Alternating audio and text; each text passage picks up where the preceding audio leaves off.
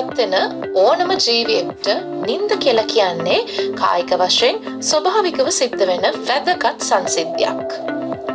නිින්ද කියන්නේ අපේ කායික හා මානසික ක්‍රියාවලින් ගණනාවකින් අපිව මතකට බැහැර කරවලා වෙහෙසට පත්වෙච්ච අපේ කයට වගේම මනසටත් විවේකයක් ලබා දෙන ක්‍රියාවලියක්.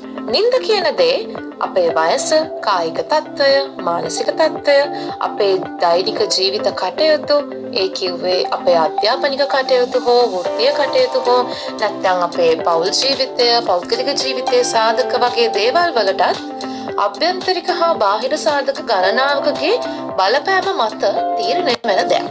නින්දට අපේ ජීව විද්‍යාත්මක ඔරලෝසුව හරහා ලබා දුන්න නිශ්චිත කාල රාමුවක්, රටාවක් නැත්නම් නිශ්චිත රිද්මයක් තියෙනවා. ඒ කියන්නේ එක් එක්කෙනාට නින්ද වෙනුවෙන් වෙන් කරන්න සිද්ධ වෙන පැය ගාන, කාලය ඒ අයට සාපේක්ෂ විදිහට ස්වභාවිකවම නිර්මාණය වෙලා තියෙනවා කියනවා. සාමාන්‍යයෙන් නිරෝගී වැඩිහිටියෙක්ට පැය 6ක 8ක නිින්දක් අත්‍යවශ්‍යයි කියලයි විද්‍යාඥයෝ තීරණය කළා තියෙන්නේ. ඒ ඇයි කියලා දන්නවද? නිින්දේ තමයි අපේ ශරීරයේ කෘත්‍යයන් ගණනාවකින් අපි බැහැර කරවලා විවේකය ගන්න. මේ වෙලාවේදී අපේ ශරීරය විතරක් නෙමෙයි අපේ ශරීරයේ ප්‍රධාන මෙහෙයුම් මධ්‍යස්ථානය වෙන මොළයේ නිව්රෝන වර්ධනය සිද්ධ වෙනවා. නින්දදී යම්තරම් දුරකට අපේ මනස, කය සුවයක්, විවේකයක් ලබනවා වගේම අපේ ශරීරයේ තියෙන යම්කිසි තුවාල වෙච්ච පටකයක්, අවයවයක්, එහෙම නැත්නම් අපි යම්කිසි අසනීපයකින් වගේ ඉන්නවනම් ඒ සියලුම තත්ත්වයන් සුව වෙන්නේ මේ නින්ද කියන සංසිද්ධිය සිද්ධ වෙන අවස්ථාවේ. ඔයාලා දන්නවද? නින්දදී තමයි අපේ මොළයේ මතක ගබඩාව එයා දවස පුරාවටම එකතු කරගත්ත මතකයන් එකින් එක පෙළ ගස්වන්න පටන් ගන්නවා. මෙන්න මේ වෙලාවදී එයා දවස පුරාවටම කතා කරපු දේවල්, වෙච්ච සිදුවීම් එකින් එක ආයි කියවන්න පටන් ගන්නවා. මෙන්න මේ ස්වභාවික සංසිද්ධියට තමයි අපි හීන දකින්නවා කියලා කියන්නේ.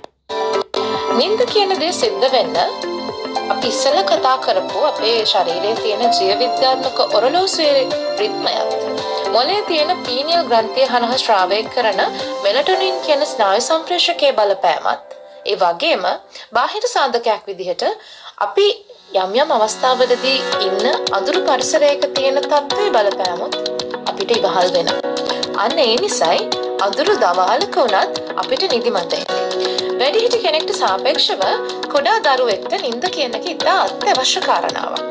මොකද නිින්දදී තමයි කුඩා දරුවන්ගේ මොළයේ වර්ධනයේ ක්‍රියාවලිය සහ ශරීර සංවර්ධනයට අවශ්‍ය කාරණාවන් ක්‍රියාත්මක වීම සිද්ධ වෙන්නේ. නමුත් වැඩිහිටි කෙනෙක්ට උනත් ඒ අය ලබන නිින්දේ පැය ගාන, ඒ ලබන නිින්දේ ගුණාත්මක භාවය කියන එක ඔවුන්ගේ කායික මානසික සෞඛ්‍ය කියන දෙකටම විශාල වශයෙන් බලපෑම් කරනවා. ප්‍රමාණවත් නිින්දක් නොලබපු කෙනෙක්ට අධික තෙහෙට්ටුවක්, ඉඩාබර බවක්, ඇස් රතු වීමක් එක්ක කඳුළු ගැනීමක්, නිතර ඈනුම් යාමක් එක්කම තද හිස රදයක් කායික ලක්ෂණ විදිහට පෙන්වන්න කරන්න පුළුවන්. වෙනදා තිබුණ ක්‍රියාශීලී බව අඩු වෙලා අවධානයේ අඩුකමකුත් පෙන්වන්න පුළුවන්. තරමක උනන්දුවේ අඩුවක් වගේම මොටිවේෂන් එකක් නැතුව කටයුතු කරන්න සිද්ධ වෙන අවස්ථාත් ඔවුන්ට මතු කරන්න පුළුවන්. චිත්ත වේගික වශයෙන් කතා කරොත් හිත බරගතියක් නැත්නම් එයාලගේ මනෝභාවයේ අපි මූඩ් එක කියලා කියනවා. ඒ මූඩ් එකේ ලොකු වෙනසකුත් මේ නිින්ද ප්‍රමාණවත්ව නොලබපු කෙනෙක්ට පෙන්වන්න පුළුවන්. චිත්ත වේගික මානසික ප්‍රධාන ලක්ෂණ විදියට අපිට හඳුනා ගන්න පුළුවන්. යම්කිසි සාධක හේතුවෙන් යම් මනුස්සෙක්ට අඛණ්ඩව අක්‍රමවත් නිින්දක් ලබන්න සිද්ධ වුණොත්, එහෙමත් නැත්නම් නිින්ද හරියාකාරව ලබනවා කියන එක කාලයක් දිගටම සිද්ධ වුණොත්, ඒ කෙනාගේ බුද්ධිය හීන වෙන එක, නිර්මාණශීලී බව අඩු වී යන එක, එයාලගේ මනෝභාවය සම්පූර්ණයෙන්ම ඍණාත්මක තත්ත්වයටපත් වෙනවා විතරක් නෙමෙයි, චිත්ත වේගිකව අස්ථාවර බවකුත් මේ අයගෙන් අපිට දකින්න පුළුවන්. විශේෂයෙන්ම මේ තත්ත්වය දිගින් දිගටම පැවතුනොත් ඔවුන්ට ආතතිකාරී තත්ත්වයන්ට මුහුණ දෙන්න සිද්ධ වෙනවා වගේම ඔවුන්ගේ ශරීර පද්ධති ක්‍රියාවලින් අකර්මණ්‍ය වෙන්න පුළුවන්. මෙන්න මේ නිසාවෙන් ඔවුන්ට විවිධ කායික මානසික ලෙඩ රෝගවලට පවා ගොදුරු වෙන්න සිද්ධ වෙන්න පුළුවන්.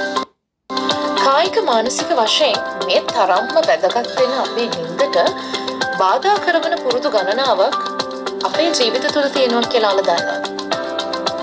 කිව්වේ නින්දට බාධා වෙන කරුණු සාධක ගොඩක් අපේ ජීවන තත්ත්වය තුළ අපි ගොඩනගාගත්ත පුරුදු නිසා සිද්ධ වෙනවා. ක්‍රමවත් නින්දක් ලබා ගන්නවා කියන එක රටාවක් විදිහට පවත්වාගෙන යන්නේ නැත්තම් අක්‍රමවත් නින්ද කියන එක අපේ ජීවිතේ එක්තරා කොටසක් සිද්ධ වෙලා තියෙනවා. අපි නිතර කැෆෙන් බහුල ආහාර ගන්නවා.